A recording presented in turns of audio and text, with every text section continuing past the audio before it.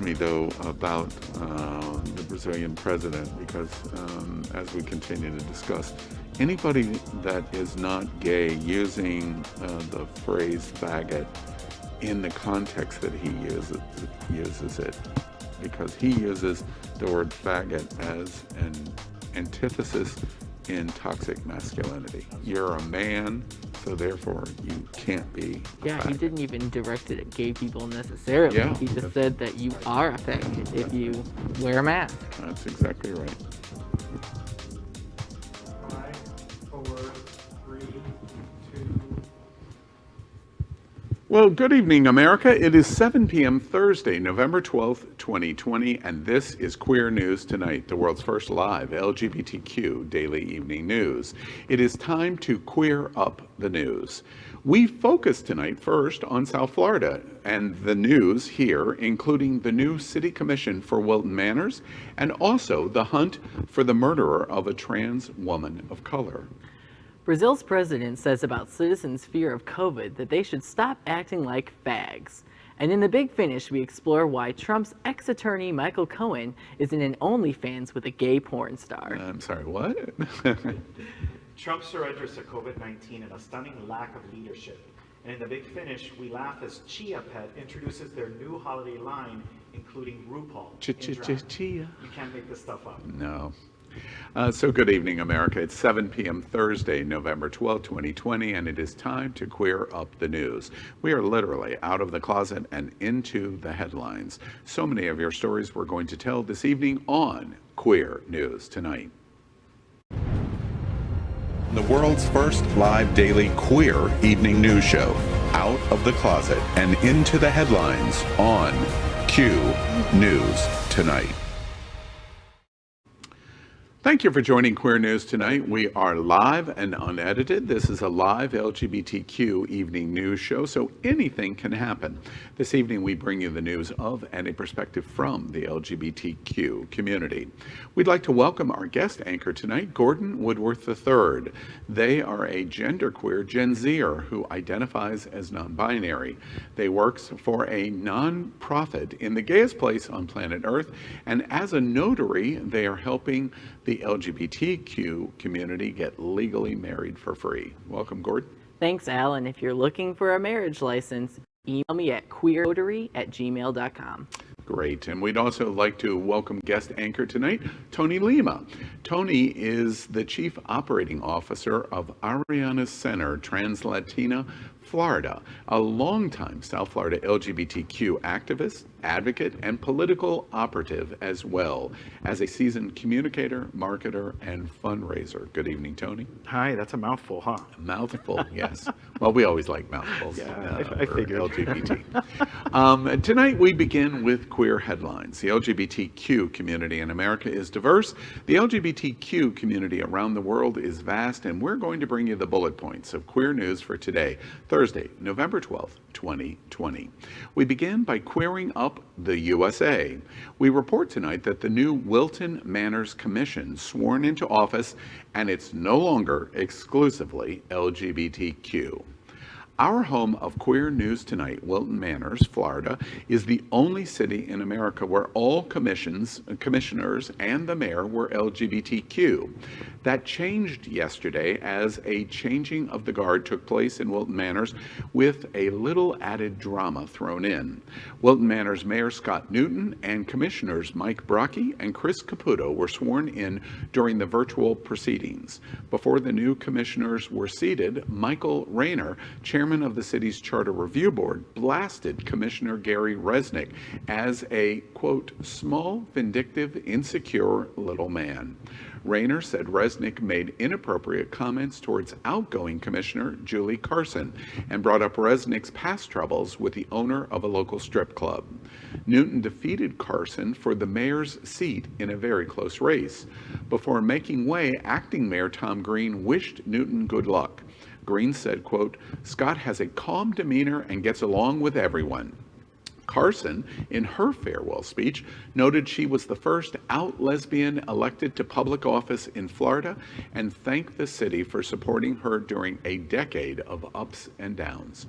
Carson said, quote, "The best way to find oneself is to lose oneself in the service to others." The new commission's first order of business was to elect Paul Rowley as vice mayor. Rowley said he looks forward to moving Wilton Manors forward. Rowley said, quote, "The train needs to get back on the track." Prior to the start of the meeting, Carson revealed she had tested positive for COVID-19 and had done the necessary contact tracing.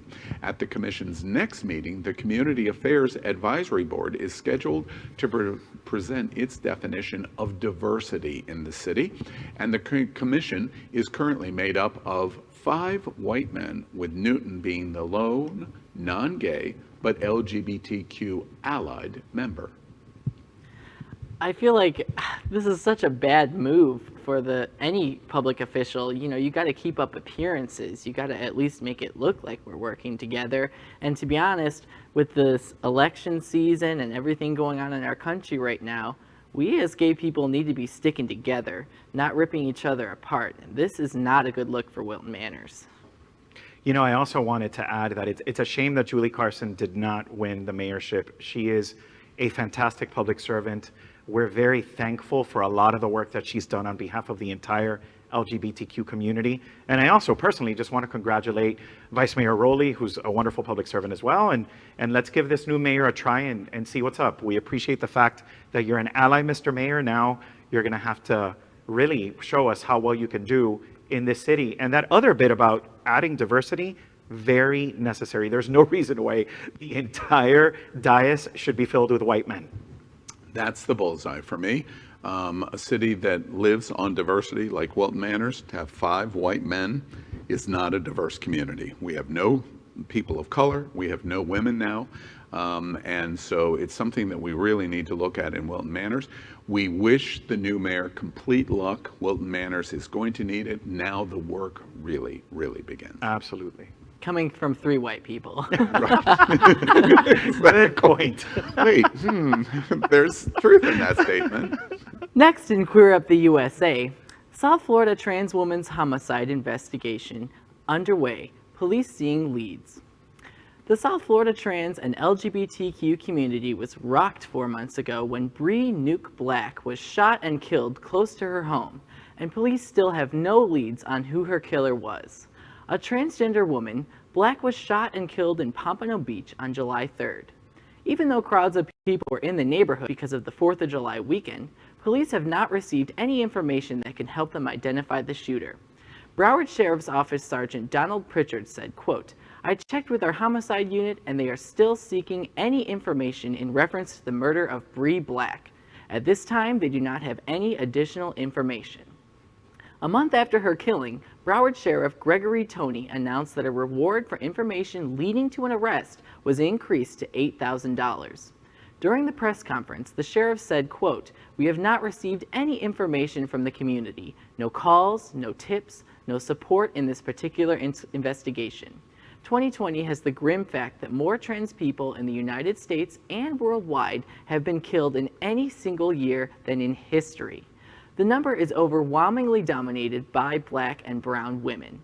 President-elect Biden has called attention to trans issues, and when he is sworn in on January 20th, will be the first president in history to embrace trans rights, including the civil right just to live." You know, this is a really important day to be telling this news, because we're almost at the beginning of Transgender Awareness Week. Transgender Day of Remembrance and Resiliency is next Friday evening. So it's important that we're all extremely vigilant. We try to be great allies and really understand that this is a huge problem within our community.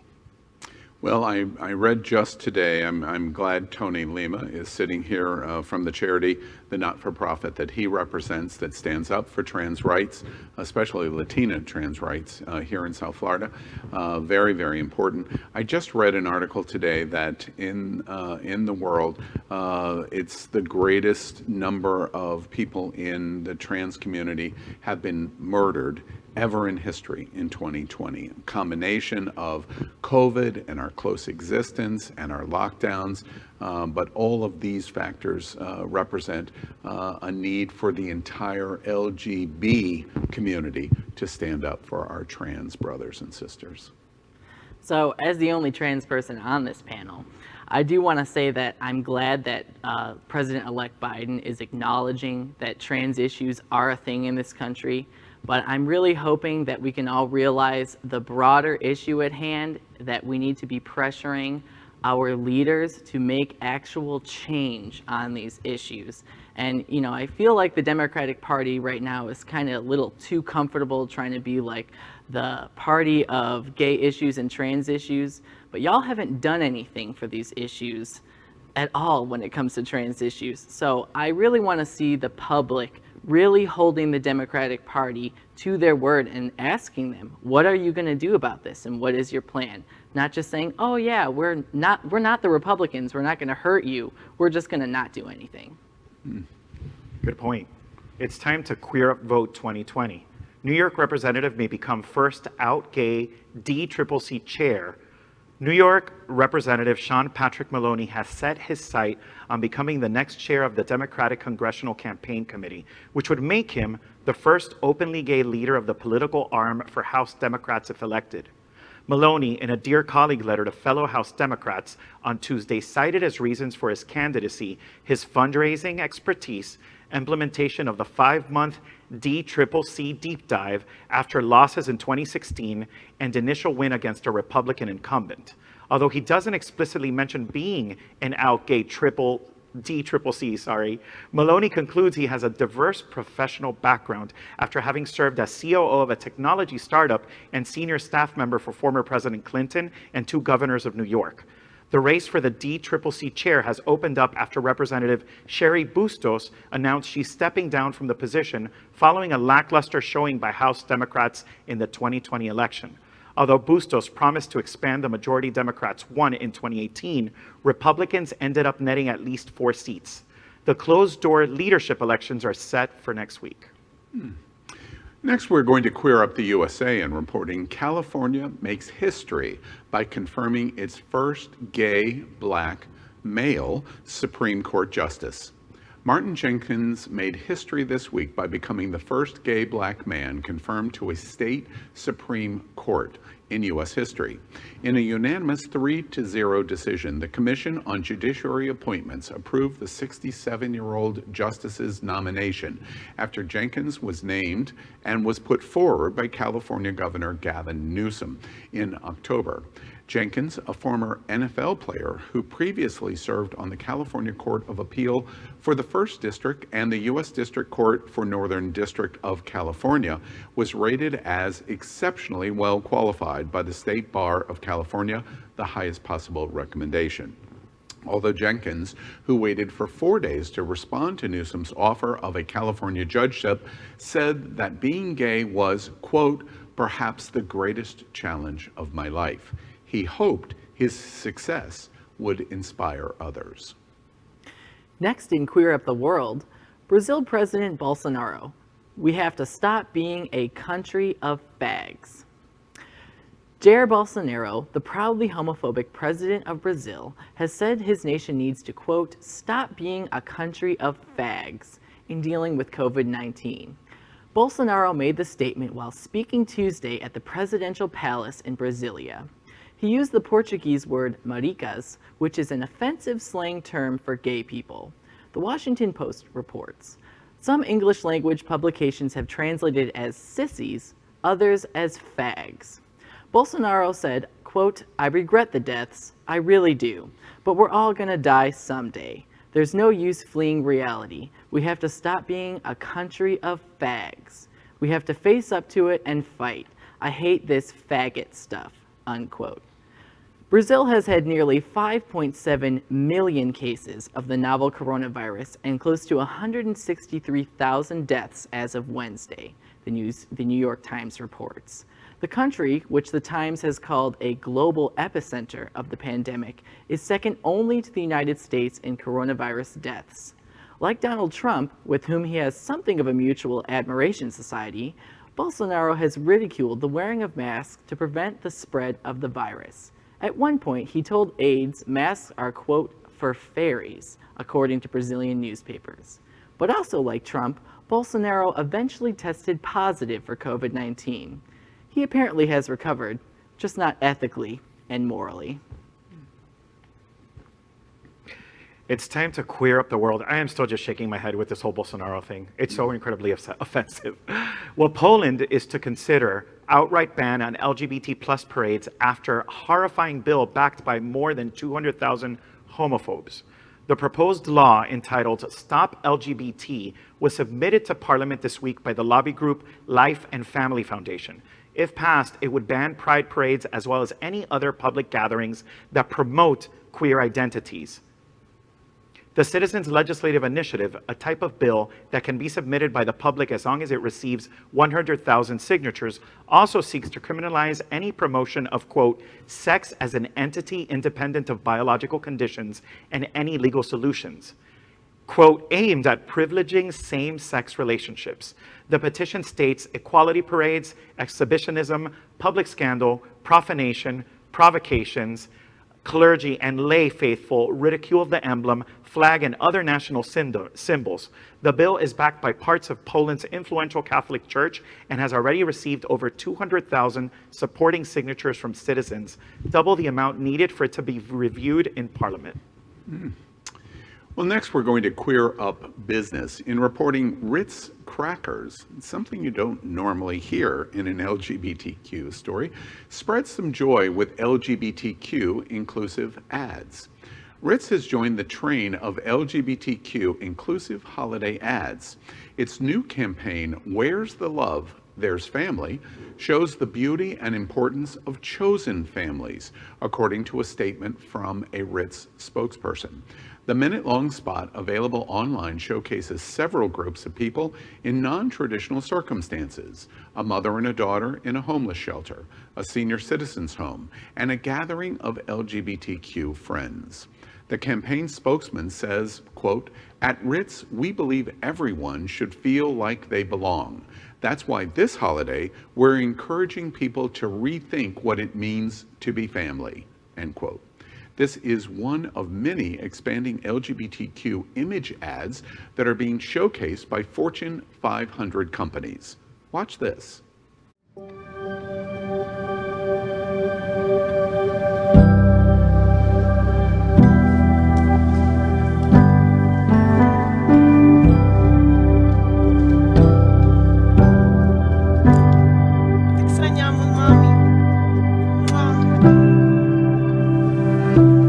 Holidays are about spending time with family. Whether it's the one you're born into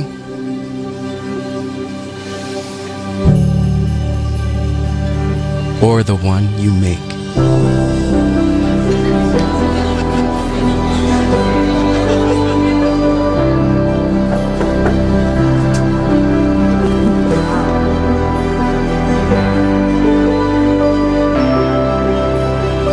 Where there's love, there's family. Join us in helping create a more welcoming world at tasteofwelcome.com. Ritz, a taste of welcome. A beautiful message. Next, we're going to queer up Pride, and tonight we announce Save the Dates.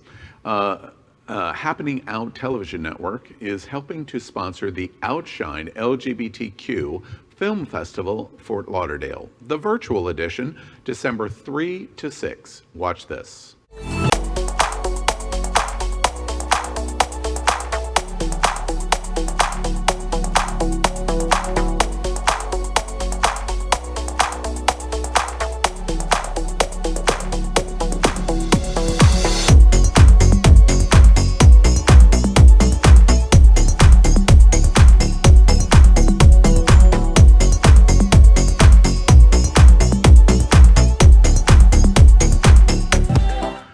Well, the OUTshine Film Festival is the largest LGBTQ cultural event in South Florida, bringing in filmmakers and talent from around the world, and the mission is to inspire, entertain, and educate the LGBTQ experience by encouraging a sense of community through international and culturally diverse film, video, and other media.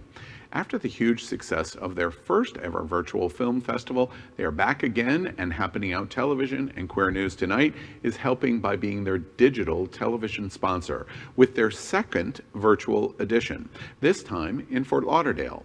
The 4-day virtual film festival will run Thursday, December 3rd through Sunday, December 6th, with 20 featured films and 3 short programs, plus a drive-in movie night showcasing the 2020 American drama film Cowboys at Pier 66 Hotel and Marina here in Fort Lauderdale.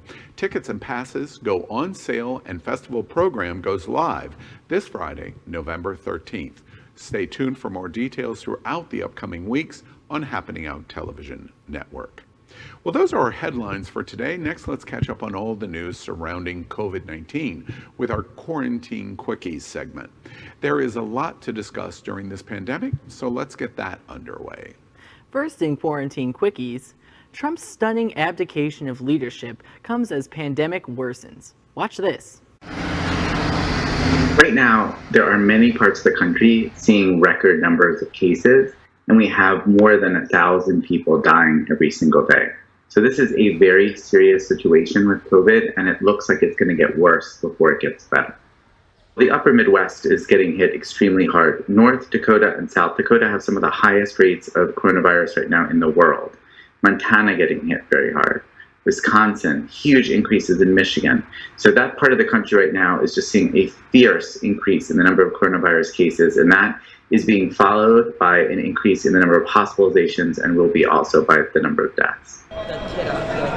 The incoming president right now is in the transition period is going to have to deal with an enormous rise in the number of cases, the number of hospitalizations, and the number of deaths. And I think it's going to be first, getting people to recognize the severity of the situation and having people realize that we can come together and take some steps that will save a lot of lives.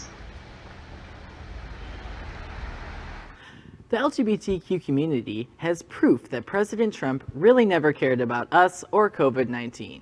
After all, the COVID task force has not even met since October 20th, and Trump has not uttered a single word about the pandemic in the entire month of November.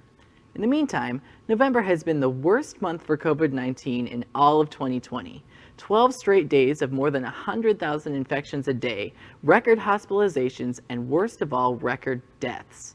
Have we already forgotten that President Donald Trump had predicted in almost every campaign rally that the media would stop talking about the coronavirus pandemic the day after the election?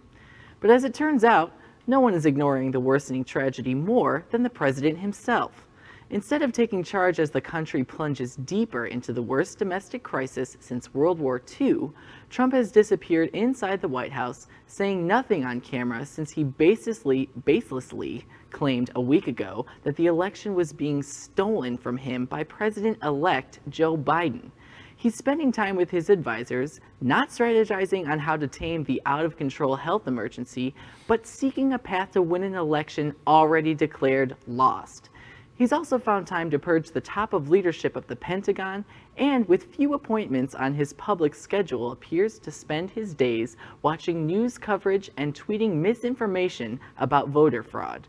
In essence, Trump, his family, and his advisors are spending all their energy desperately trying to save the job, the presidency, that he appears to have no intention of doing in any meaningful sense.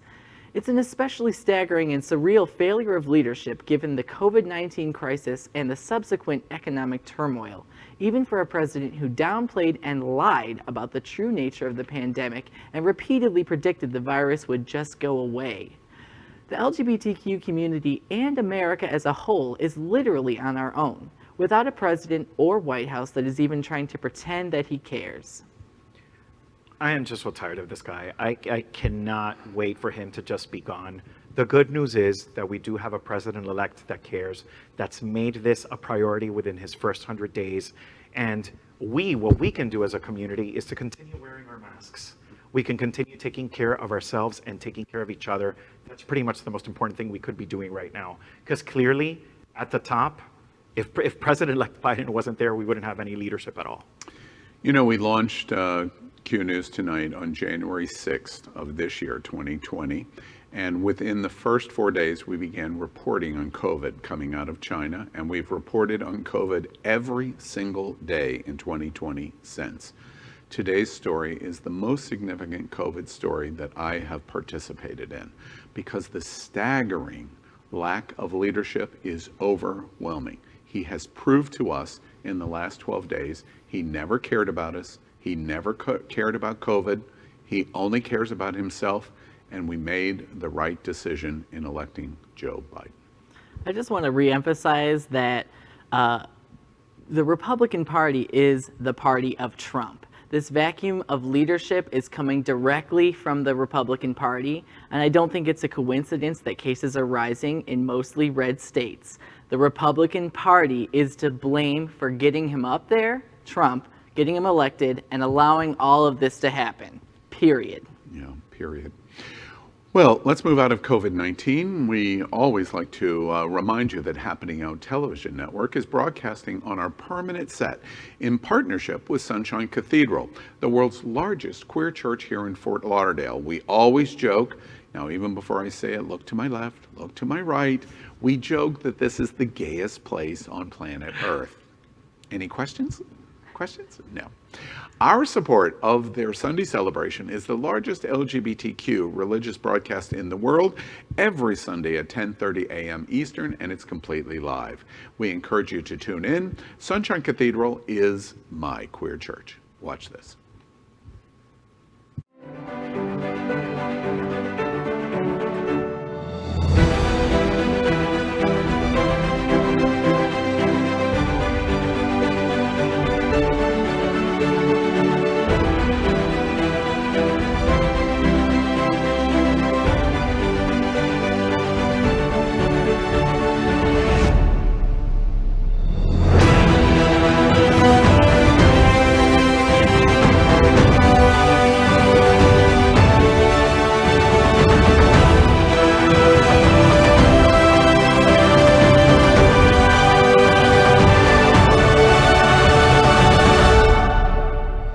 My name is Doug Padgett, Executive Director of Vote Common Good, and Sunshine Cathedral is my queer church. We'd also like to thank our set designer, Concepto Modern Living, here in Fort Lauderdale for making this set in this amazing queer church campus possible. Well, now we're going to end tonight's broadcast with The Big Finish. These are short story mentions of LGBTQ news or news with a gay perspective. So here we go. First on Queer News tonight's The Big Finish.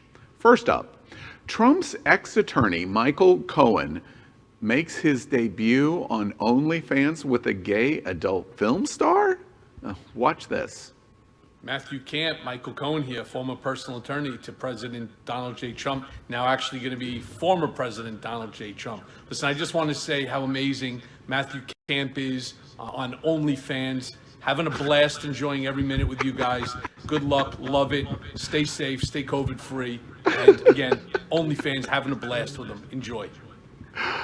I missed what he said completely because I was looking at the pretty boy. Yes. That's all that matters as far as I'm Really? concerned. Really? Any thoughts, Gordon? I think, wow, another repressed, possibly gay Republican. Who would have thought of that? Yeah. You know, what's hilarious to me is very likely he doesn't even know who the guy is. And he's being paid, I don't know, $100 or $200 to endorse the gay porn star. Absolutely hilarious. In The Big Finish, now RuPaul has her own limited edition Chia pet in drag. Chia. Fishy Chia. I love it. It's just like the real RuPaul. Someone else takes care of her hair. And her makeup. I actually ordered mine already. Please Seriously? don't judge. So big fun. I did, because I got an alert. I follow RuPaul. I'm a huge fan, and I ordered my Chia pet because I felt like I had to have one. I've always wanted a Chia pet since I was a child. This will be my first one. I'll have Now, everybody in America knows the support I have of RuPaul. I'm not buying the Chia pet. And Tony Lima saying that proves that this is the gayest television show in America. In The Big Finish, a new Japanese theme park attraction lets guests zipline directly into Godzilla's mouth. This would be a whole lot gayer if they could swing through the back as well as That's a great point, Gordon. It looks really cool, actually. Like, what a fun ride. Especially if you're a gay person, right? You totally want to slide into someone's mouth. You know, I haven't thought, given my proclivity, I haven't thought of a word. I listened to a word y'all said because I was thinking about the rear entrance to The rear Godzilla. Just saying. All right, well, that's today's news for the LGBTQ community on the world's first daily LGBTQ evening news show. Remember, if it's important to the LGBTQ community, it's important to Queer News Tonight. But you must help us. Click subscribe on YouTube, ring the bell for updates, and share this news. We are literally, as we have proven in The Big Finish, out of the closet and into the headlines. And this is the only source of live LGBTQ news in the world. Your community needs your support in our stories. You are not alone. We will get through this crisis.